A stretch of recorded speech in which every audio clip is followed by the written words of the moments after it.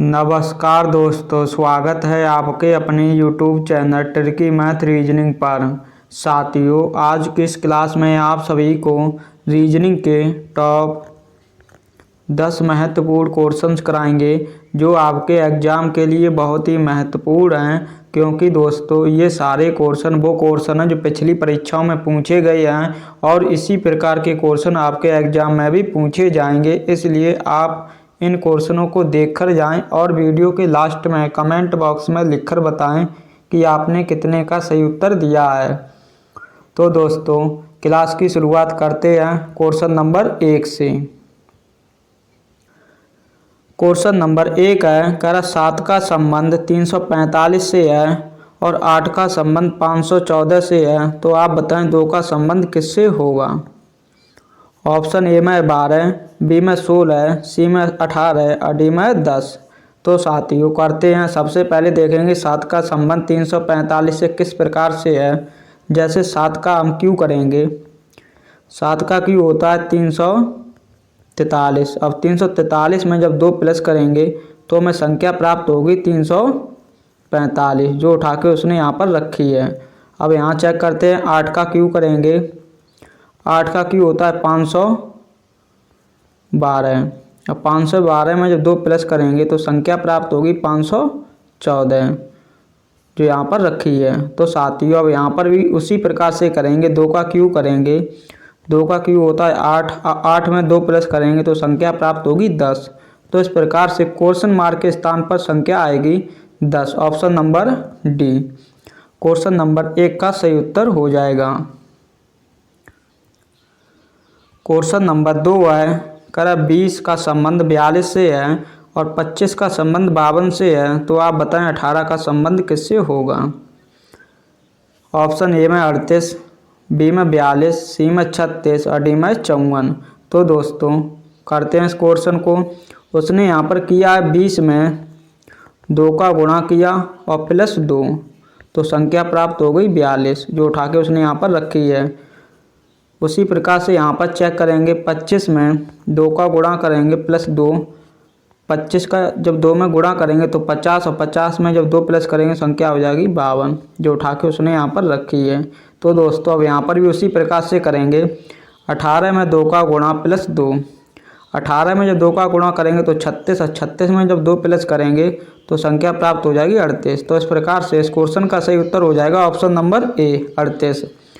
जब आप एग्ज़ाम देने जाएंगे तब आपके एग्ज़ाम में इसी प्रकार के क्वेश्चन मिलेंगे, इसलिए आप ऐसे क्वेश्चनों को प्रैक्टिस करके जाएं ताकि आप क्वेश्चनों को सेकेंडों में लगा सकें।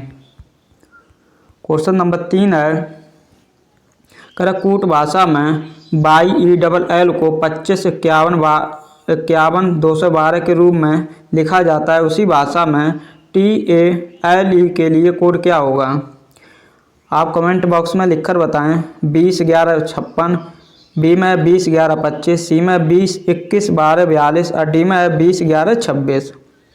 तो दोस्तों चेक करते हैं कोड। जैसे बाई का कोड होता है 25 और ई का कोड होता है 5 और एल का कोड होता है 12 और एल का कोड होता है 12। तो उसने केवल उठा के कोड लिख दिए हैं, तो यहाँ पर भी उनका कोड देखेंगे। टी का कोड होता है 20, ए का कोड एक और एल का कोड होता है 12, ई का कोड होता है 5। तो इस प्रकार से संख्या प्राप्त होगी 20 112 5, 20 112 5। Option number B. Question number 4 है, कह रहे यदि h बराबर 64 है और y बराबर 625 है तो o बराबर क्वेश्चन मार्क होगा। ऑप्शन ए में 220, बी में 236, सी में 280 और डी में 225। तो दोस्तों करते हैं इस क्वेश्चन को कैसे होगा ये। जैसे h है, h का कोड देखेंगे।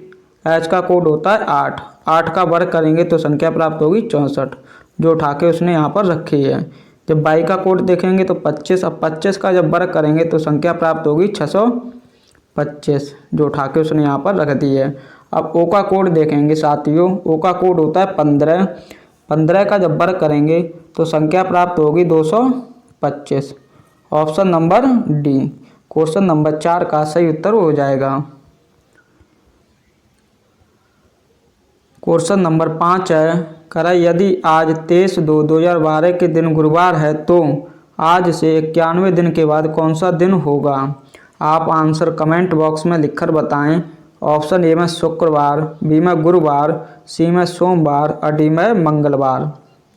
तो साथियों करते हैं इस क्वेश्चन को। सबसे पहले जो दिन है उनमें हम 7 का भाग देंगे, क्योंकि प्रत्येक 7 दिनों के बाद वही दिन वापस होता है।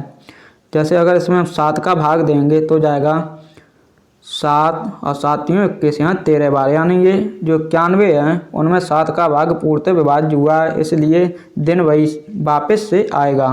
तो साथियों 91 दिन के बाद कौन सा दिन होगा, वो होगा गुरुवार। Option number B. आप लोगों को जब भी ऐसा क्वेश्चन एग्जाम में मिले तो आप केवल सेकंडों में इस क्वेश्चन का आंसर दें, क्योंकि ऐसे क्वेश्चनों में कुछ नहीं होता है। क्वेश्चन नंबर नेक्स्ट देखते हैं। क्वेश्चन नंबर 6 करें 21:11 समान अनुपात 31:? आपको यहाँ पर संख्या बतानी है। ऑप्शन ए में 12, बी में 14, सी में 15 और डी में 16 है।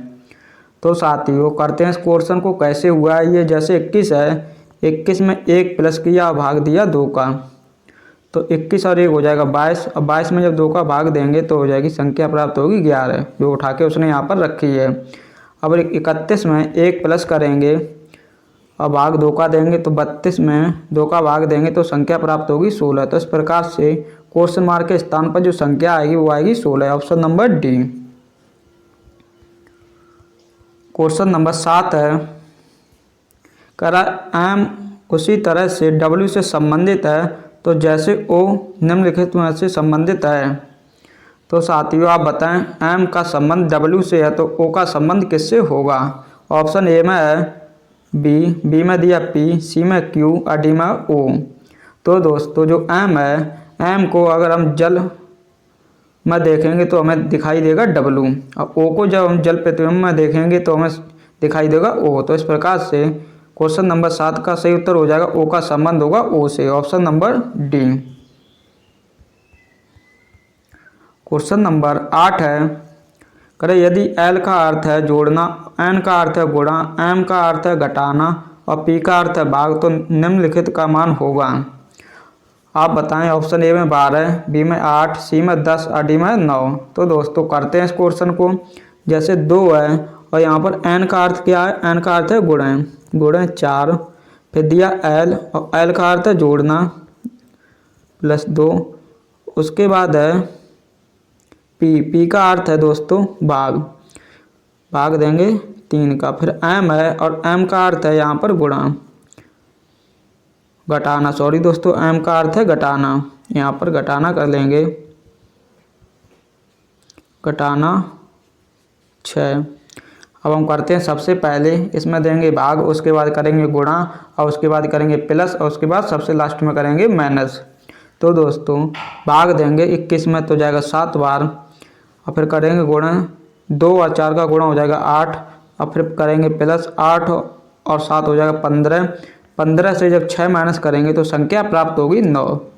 तो इस प्रकार से इसका मान आएगा option number D 9। Question number 9 है आपको बताना है 11 का संबंध 132 से है, तो उसी प्रकार से इन 4 ऑप्शनों में से संबंध किसका होगा। ऑप्शन ए में 6:48, बी में 9:93, सी में 8:72 और डी में 71:61। तो दोस्तों करते हैं इस क्वेश्चन को। जैसे इसने यहाँ पर किया 11 का वर्ग किया और प्लस किया 11, 121 प्लस 11, तो संख्या प्राप्त होगी 132।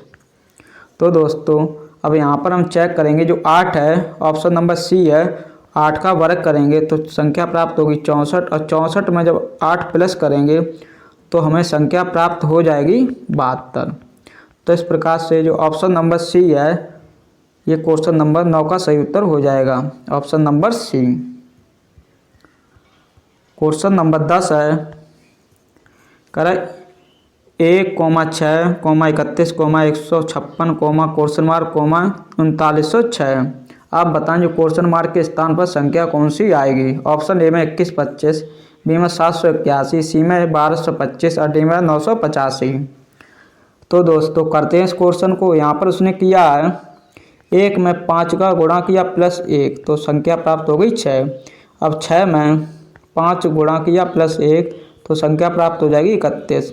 फिर 31 में 5 का गुणा करेंगे और प्लस 1 तो संख्या प्राप्त होगी 156। अब 156 में 5 का गुणा करेंगे और 1 प्लस करेंगे तो हमें संख्या प्राप्त हो जाएगी। जब 156 में 5 का गुणा करेंगे तो संख्या प्राप्त होगी 780 और 1 प्लस करेंगे तो संख्या हो जाएगी प्राप्त 781। इस प्रकार से इस क्वेश्चन का सही उत्तर हो जाएगा ऑप्शन नंबर बी।